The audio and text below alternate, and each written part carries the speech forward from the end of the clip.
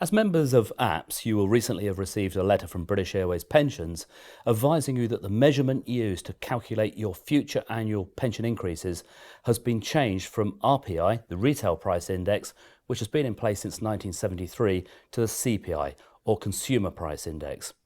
Now, this issue has led to the resignation of 3 members of the APPS Board of Trustees, and they're with me today.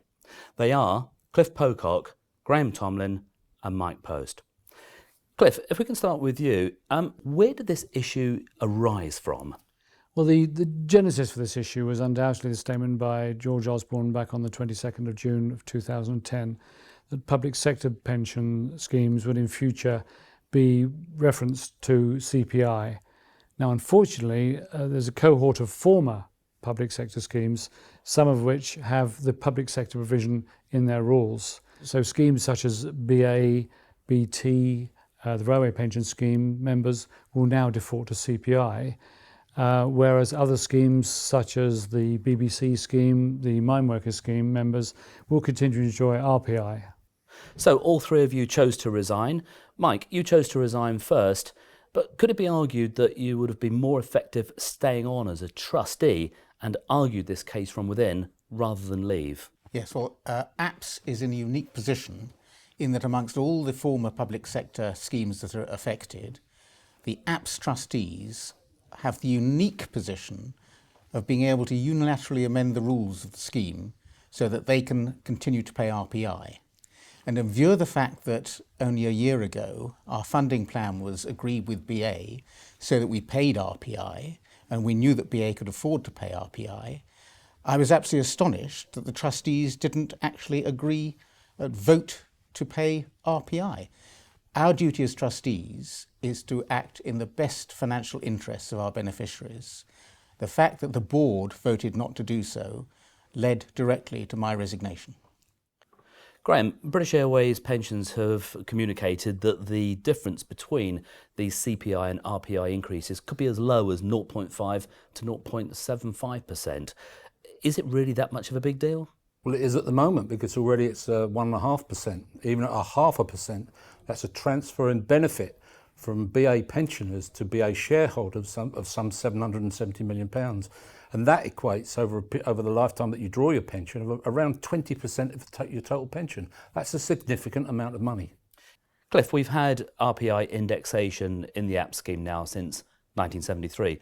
What have been the expectations of the membership during that time? Yes, as you might imagine, in that time, members have received a massive scheme communications, and many of those have referred specifically to RPI pension increases.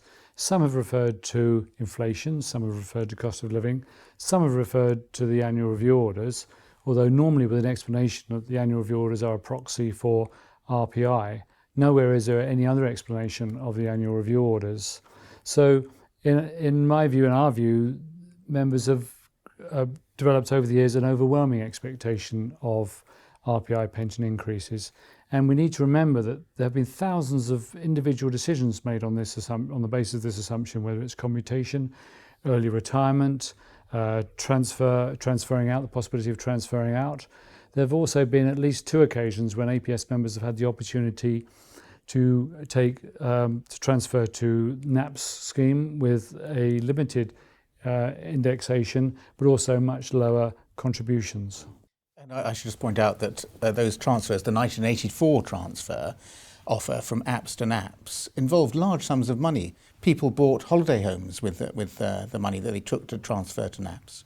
But if I can interject another way, since I resigned from the board about 6 weeks ago, I've received numerous letters from widows who, when their husbands died, received letters from BA Pensions telling them without any qualifications that their pension increases would be RPI.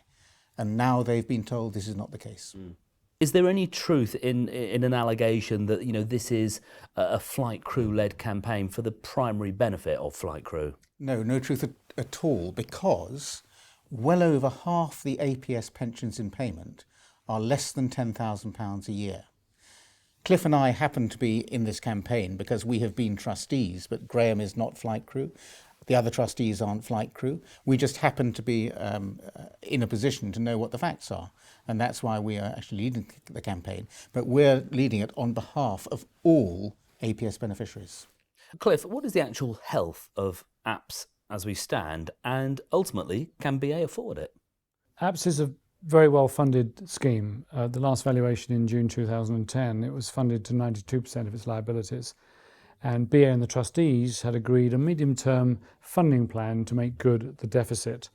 Now, both the funding plan and the valuation were based on the assumption that RPI pension increases would continue to be paid.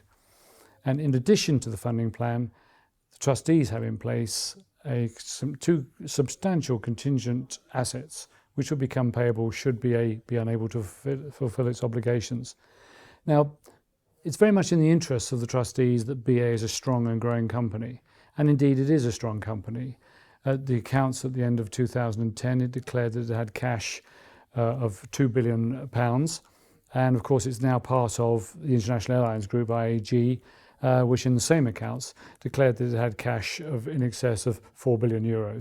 So it is a strong company, it's part of a strong group, and has declared until June of last year that it was willing and able to fund RPI pension increases.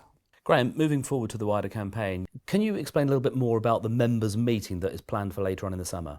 Yes, well over 2,000 people have written in requesting a meeting, and now the pensions trustees themselves have to arrange for that meeting. We believe it will be in July. We can't confirm the date or indeed the venue yet, but it needs to be appropriate to the size of meeting. So over 2,000 people are likely to attend that meeting.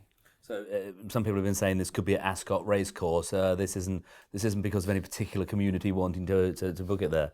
No, not at all. And it is the responsibility of the pension trustees to find a venue that will take over 2,000 people.